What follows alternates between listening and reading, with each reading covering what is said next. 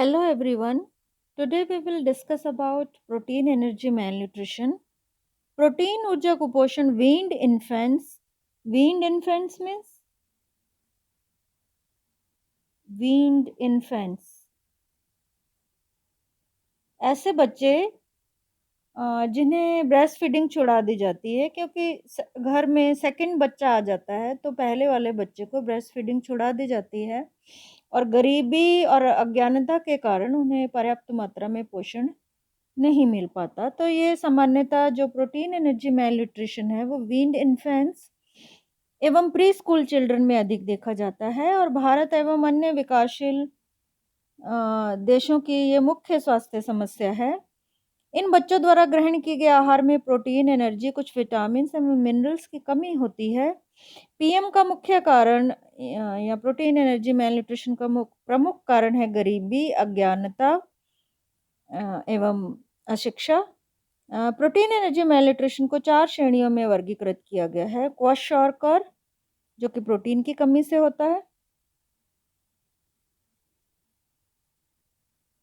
आज जो इस वीडियो का जो फर्स्ट पार्ट है हम इसमें क्वाशॉर्कर के बारे में ही बात करेंगे। ये प्रोटीन की कमी से होता है। मेरास्मस जो कि कैलोरी की कमी से होता है।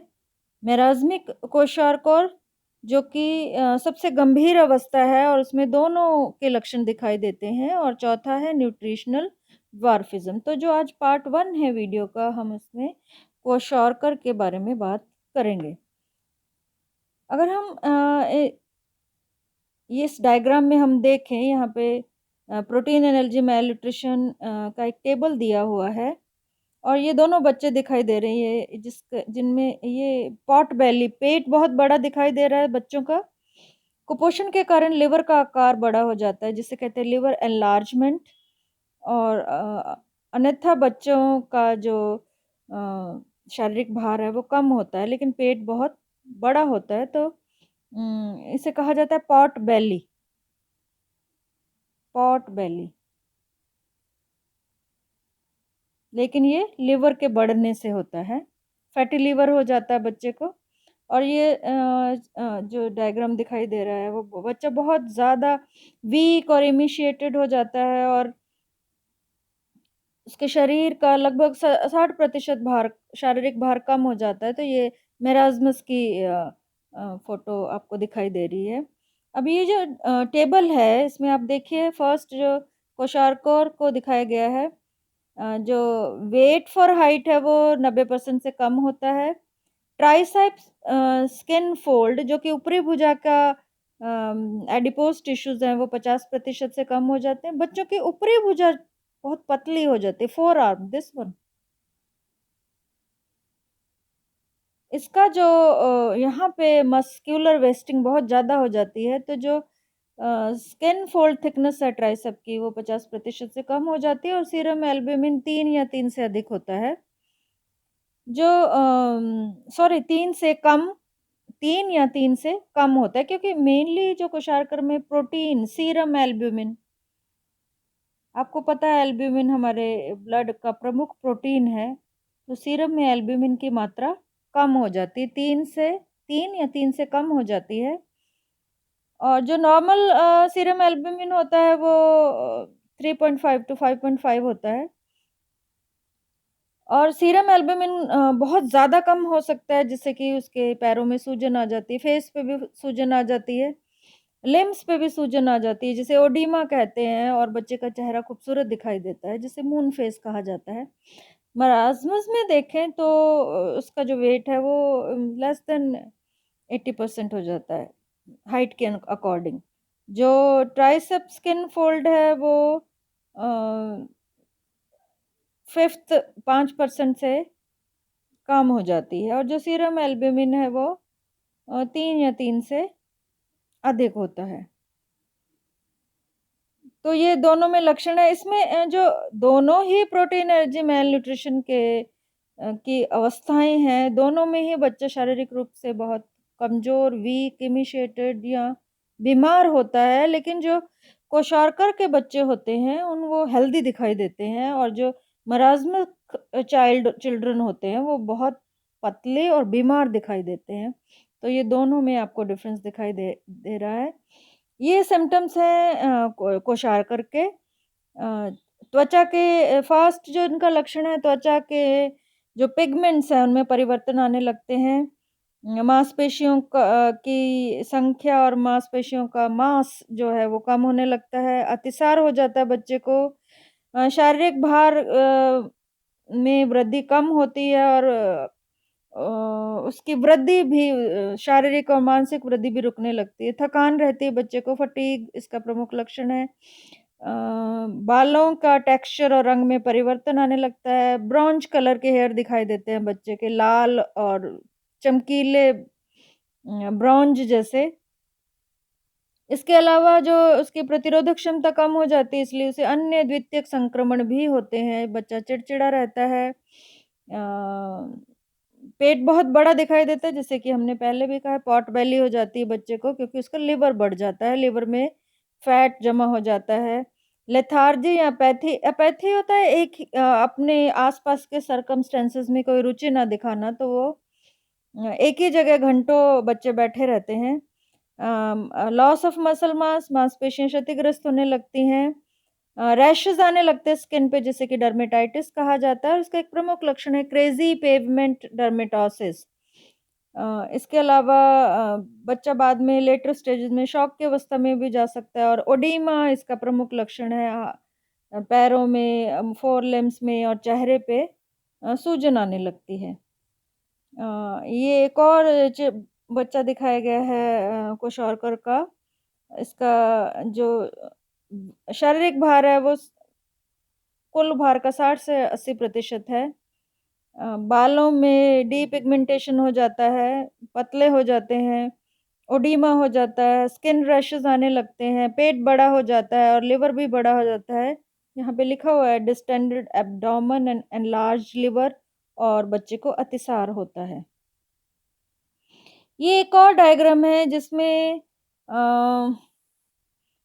अ, लक्षणों को थोड़ा-सा विस्तार से दिखाया गया है। जैसे बालों को देखें तो फ्लैग साइन इसका प्रमुख लक्षण है। इसमें बालों में ऐसा लगता है जैसे झंडे में की पट्टियाँ हों। कुछ बाल बहुत गहरे रंग के होंगे और कुछ बाल बहुत हल्के रंग के होंगे। तो hyper pigmented and hypo pigmented hairs दिखाई देते हैं, जिसे कि फ्लैग साइन कहा जाता है। अगर देखें पूरा ग्रोथ और उसकी फिजिकल और मेंटल चेंजेस को, तो ओडिमा दिखाई देता है सबसे पहले, क्योंकि हाइपोएल्ब्यूमिनीमिया है, उसको उसके रक्त में एल्ब्यूमिन का स्तर कम होता है। इस कंडीशन को कहते हैं हाइपोएल्ब्यूमिनीमिया, रक्त में एल्ब्यूमिन का स्तर कम होना। और ये क्योंकि एल्ब्यूमिन जैसे ही ब्लड में कम होता है, शरीर में पानी संग्रहित होने लगता है और चेहरे पे, हाथों पैरों में सूजन आने लगती है। रिटार्डेड ग्रोथ, वृद्धि विशेष रूप से प्रभावित होती है और साइकोमोटर चेंजेस भी दिखाई देते हैं। ऑब्वियसली शारीरिक मांसपेशीय परिवर्तन दिखाई देते हैं। इसके अलावा हिपैटोमेगैली हो जाती है। हिपैटोमेगैली का मतलब है एनलार्जमेंट ऑफ लिवर। लिवर का आकार बहुत बड़ा हो जाता है और हिपैटोमेगैली का प्रमुख कारण है लिवर में वसा का जमना। ये लिखा हुआ है ड्यू टू फैटी इन्फिल्ट्रेशन, यकृत में वसा जम जाती है जिससे कि लिवर बड़ा हो जाता है। इसीलिए यहाँ पे देखिए इनका पेट बहुत बड़ा दिखाई दे रहा है। स्किन पे देखें तो फ्लेकी पेंट डर्मेटोसिस है।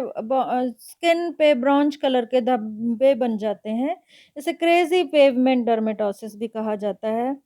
इसके अलावा बच्चे को भूख कम लगती है, इम्पेयर्ड एपेटाइट हो जाता है और अ, इसके कारण उसको अन्य संक्रमण भी हो जाते हैं, तो उसके लिए एक बहुत बड़ा रिस्क फैक्टर है और इंक्रीज चांसेस ऑफ इन्फेक्शंस हो सकता है। इसके बाद हम अगर थोड़ा-सा और डिटेल में प्रोटीन एनर्जी मैलन्यूट्रिशन के बारे में पढ़ें, विशेष रूप से क्वेशार्कर के बारे में, तो ये प्रमुख रूप से जो प्रोटीन एनर्जी मैलन्यूट्रिशन है, वो कैलोरीज़ या प्रोटीन की अत्यधिक कम मात्रा में लेने से होता है। इसीलिए जो गरीब कंट्रीज़ हैं या थर्ड वर्ल्ड कंट्रीज़ हैं, वहाँ की प्रोटीन एनर्जी malन्यूट्रिशन प्रमुख समस्या है। जो मोस्ट इम्पोर्टेंट फॉर्म ऑफ malन्यूट्रिशन है, वो है एसोसिएटेड विद पॉवर्टी, गरीबी से जुड़ा हुआ है। पर्याप्त मात्रा में अगर भोजन नहीं मिलता है, अगर मिलता भी है तो अगर पुअर क्वालिटी फूड है, मीन्स लो क्वालिटी प्रोटीन ले रहे हैं, तो उस उनसे बच्चों को कुपोषण हो जाता है। जो क्वेशारकर है वो एक्सट्रीम प्रोटीन डेफिशिएंसी से, और मेरास्मस है वो एक्सट्रीम कैलोरी डेफिशिएंसी से होता है। इसके बाद हम नेक्स्ट वीडियो में तीसरी कैटेगरी भी पढ़ेंगे, मेरास्मिक क्वेशारकर, जो कि सबसे सीवियर कंडीशन है प्रोटीन एनर्जी malन्यूट्रिशन की। अगर हम देखें क्वेशारकर को, सबसे पहले ये जो नाम दिया था वो डॉक्टर सिसिली विलियम्स ने ये नाम दिया था। Doctor Sicily Williams.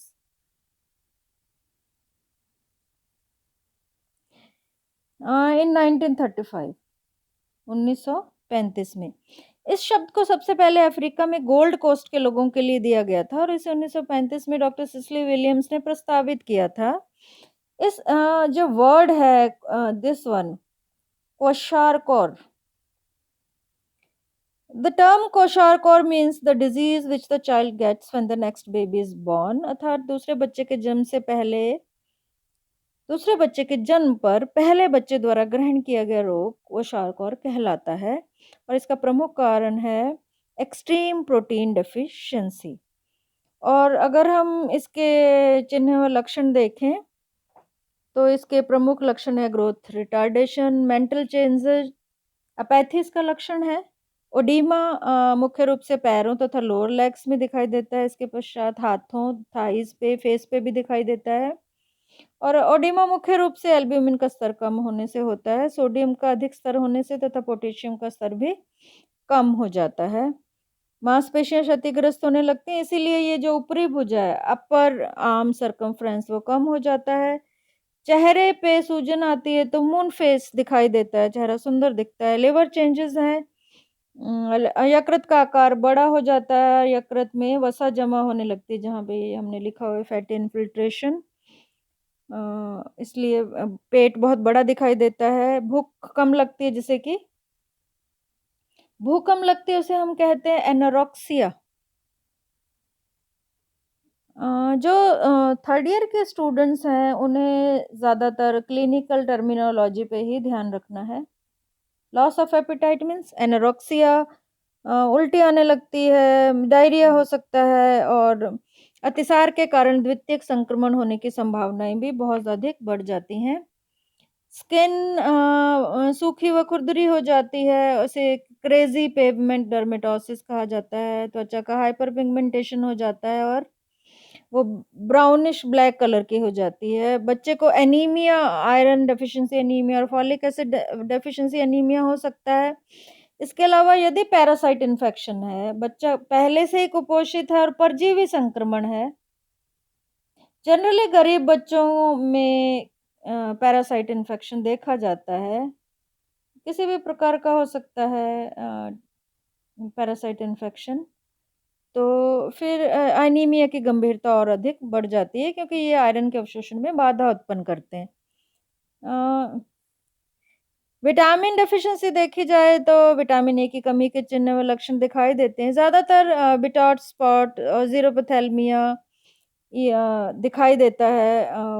इवन केराटोमलेशिया भी हो सकता है, बच्चे को कॉर्निया में घाव हो सकते हैं। बिटॉट स्पॉट को आसानी से देखा जा सकता है, और देखते ही कहा जा सकता है कि बच्चे को विटामिन ए की डेफिशिएंसी है। इसके अलावा राइबोफ्लेविन की कमी से एंगुलर स्टोमेटाइटिस और ग्लोसाइटिस भी दिखाई देता है, जिससे कि किलोसिस कहते हैं। अगर हम थोड़ा सा सम अप करें प्रोटीन ऊर्जा को कुपोषण को, तो kwashiorkor, the disease that the first child gets when the new child comes, means जब घर में नया बच्चे का जन्म होता है तो पहले बच्चे को ये बीमारी हो जाती है। इस ऐसे बच्चे जो क्वेशारकर से सफ़र कर रहे हैं, वो ऊर्जा कुछ मात्रा में लेते हैं, लेकिन प्रोटीन की मात्रा उनके आहार में बहुत कम होती है। मेरास्मस का मतलब है टू वेस्ट अवे और डाइंग अवे। ये तो एक ऐसी कंडीशन है जिसमें शारीरिक भार 60 से 80% तक कम हो सकता है। तो ये मृत्यु से पहले की अवस्था भी इसे कह सकते हैं। और ये दोनों ही इनसफिशिएंट प्रोटीन और एनर्जी, दोनों ही ना तो पर्याप्त मात्रा में उन्हें प्रोटीन मिल पाता है, ना ही उन्हें पर्याप्त मात्रा में ऊर्जा या कैलोरीज मिल पाती हैं। तो इसलिए जो मेरास्मिक चिल्ड्रन हैं वो बहुत, उनके लिए जो हेल्थ है उनकी बहुत अधिक रिस्क पे होती है। और इंडिया में जो बाल मृत्यु दर का प्रमुख कारण प्रोटीन ऊर्जा कुपोषण है। तो आज हमने प्रोटीन की कमी से होने वाले क्वेशार्कर के बारे में बात की है। कल के वीडियो में हम बात करेंगे marasmus and marasmic kwashiorkor. Thank you.